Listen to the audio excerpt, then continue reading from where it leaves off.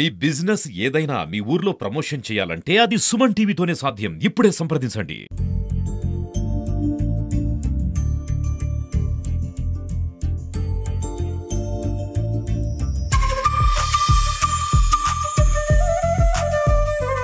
ఐదు సంవత్సరాలు సుదీర్ఘంగా ఎంపీపీగా విజయవంతంగా చేసినందుకు ఈ రోజు ఆత్మీయుల సమ్మేళనం వీడుకోలు జరిగింది. మీరు జీతం తీసుకోకుండా మీరే ప్రజాసేవ పెట్టిరని చెప్పంటారు కదా, అటువంటి మీరు దాన్ని ఏ విధంగా మీరు తృప్తి అంటారు? చాలా హ్యాపీగా ఉంది. సాలరీస్ గురించి ఆలోచిస్తారు.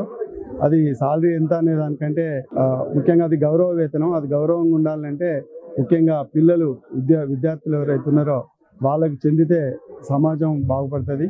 కాబట్టి వాళ్ళకి ఎంతో కొంత ఇంతోధికంగా ఉపయోగపడాలనే ఒక సదుద్దేశంతో వచ్చిన ఆనరేరియం మొత్తం కూడా 5 సంవత్సరాలది విద్యా సంస్థలకే కూడా ఇవ్వడం జరిగింది. ఎవ్రీ మంత్ కూడా మంచిగా నిర్వహిస్తున్నటువంటి స్కూల్స్కి పోయి వారికి యాజమాన్యానికి అప్పచెప్పడం జరిగింది. చాలా హ్యాపీగా ఉంది. ఈ సందర్భంగా మా మిత్ర బృందానికి ఒక సందేశం ఏంటిదంటే ఇవ్వవలసింది, మేము ఇన్ని రోజులు చాలా సవ్యంగా పనిచేసినాం.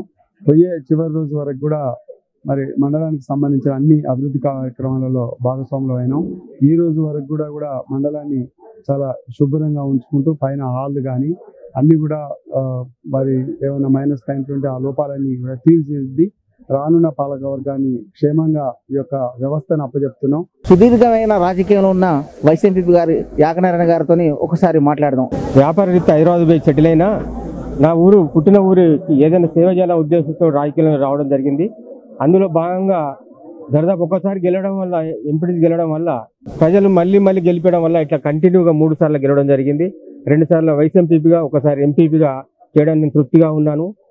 మానవ సేవే మాధవ సేవ అనే విధంగా నాకు అనిపించింది.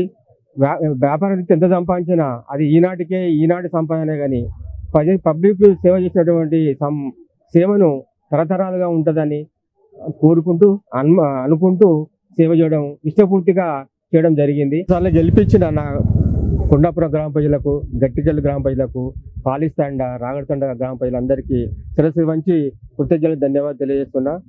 అదేవిధంగా నన్ను 2 సార్లు వైస్ ఎంపీపీగా, ఒకసారి ఎంపీపీగా చేసినటువంటి రాయపర్తి మండల ప్రజలకు కూడా కృతజ్ఞతలు, ధన్యవాదాలు తెలియజేస్తున్నా. ఎంపీపీ గారు జీని గన్మిరెడ్డి గారు మరి ఈ రాయపర్తి మండలానికి ఎర్రబెల్లి దయాకర్ రావు గారు మాజీ మంత్రి గారి ఆశీస్సులతో ఎంపీపీ గారు అయ్యారు. 16 మంది ఎంపీటీసీలతో మరియు ఈ మండల సమస్యలు అన్నీ కూడా విజయవంతంగా వారి ఆధ్వర్యంలో పరిష్కరించడం జరిగింది. మరియు కార్యకర్తకైతేనేమి అందరికి కూడా అందుబాటులో ఉండి ప్రతి సమస్యను, వారి దృష్టికి వచ్చిన సమస్యను పరిష్కరించడం జరిగింది. అంతేగాక దయాకర్ రావు గారి ఆశీస్సులతో అనేక అభివృద్ధి కార్యక్రమాలు చేపట్టారు. ఎలాంటి మచ్చలేని రాజకీయాలతో పాటు ఎలాంటి అవినీతి లేని పాలన కొనసాగించారు అన్మిరెడ్డి గారని చెప్పడానికి ఎలాంటి సందేహం లేదు.